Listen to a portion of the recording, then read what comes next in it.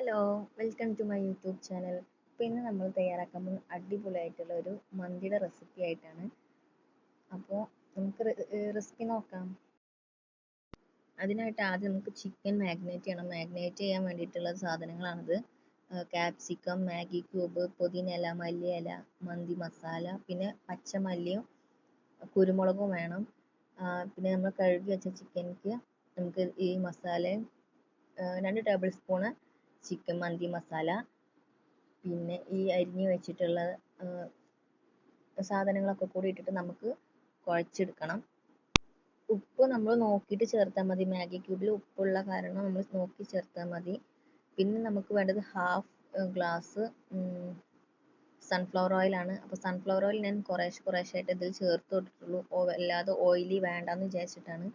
പിന്നെ Maggi cube നമ്മൾ ഒരു ബോക്സാണ് ചേർത്ത് കൊടുക്കുന്നത്. 2 ബോക്സ് ഫ്ലേവർ കൂടുതൽ വേണമെന്നുള്ളവർക്ക് അങ്ങനെ ചേർക്കാം. ഇത് നന്നായി കൈ കൊണ്ട് തിരുമ്മി ഒരു അരമണിക്കൂർ നമുക്ക് റെസ്റ്റ് ചെയ്യാൻ വേണ്ടി വെക്കണം. എന്നാൽ മാത്രമേ ഇത് നന്നായി പിടിക്കുള്ളൂ.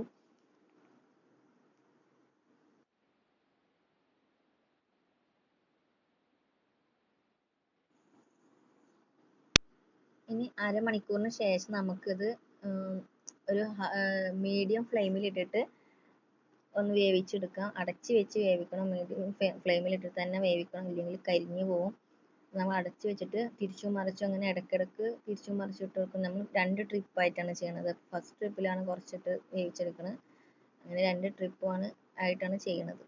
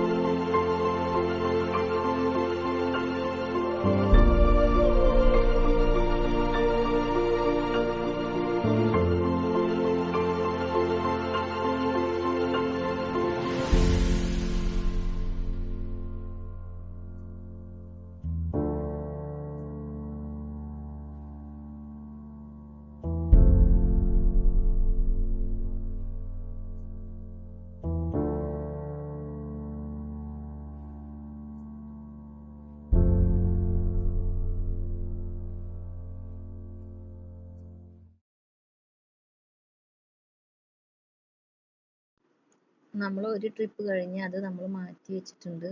ഇനി അടുത്തതും കൂടി ഇട്ട് കൊടുത്തിട്ട് നമുക്ക് വേവിച്ചെടുക്കാം. വേവിച്ച് കഴിഞ്ഞതിന് ശേഷം നമുക്ക് ദമ്മിടണം. അപ്പോൾ റൈസ് വേവിക്കാൻ വേണ്ടിയിട്ട് വെച്ചിട്ടുണ്ട്. അത് കാണിക്കുന്നില്ല. റൈസ് നോർമലി വേവിക്കുന്ന പോലെ തന്നെയാണ് ചെയ്തിട്ടുള്ളത്. അതിൽ കുറച്ച് കുരുമുളകും മല്ലി ഇട്ടിട്ടുണ്ട്. അപ്പോൾ നമുക്ക് വേവിച്ചെടുക്കാം.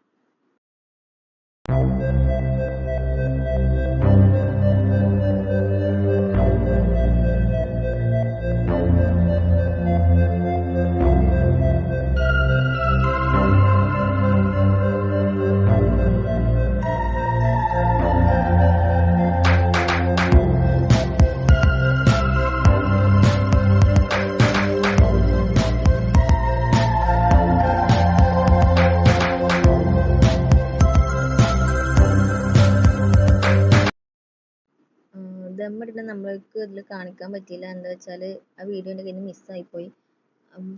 നമ്മൾ ദമ്മിടുന്നത് എങ്ങനെ വെച്ചിട്ടുണ്ടെങ്കിൽ ആദ്യം കുറച്ച് ചിക്കൻ ഇട്ട് കൊടുത്തിട്ട് അതിൻ്റെ മുകളിൽ ചോറിട്ട് കൊടുക്കുന്നുണ്ട്. പിന്നെ ഇതിലൊക്കെ വരുന്ന ആ മസാലയും ആ ഓയിലുമാണ് അതിൻ്റെ മുകളിലായിട്ട് ഒഴിച്ചു കൊടുക്കുന്നത്.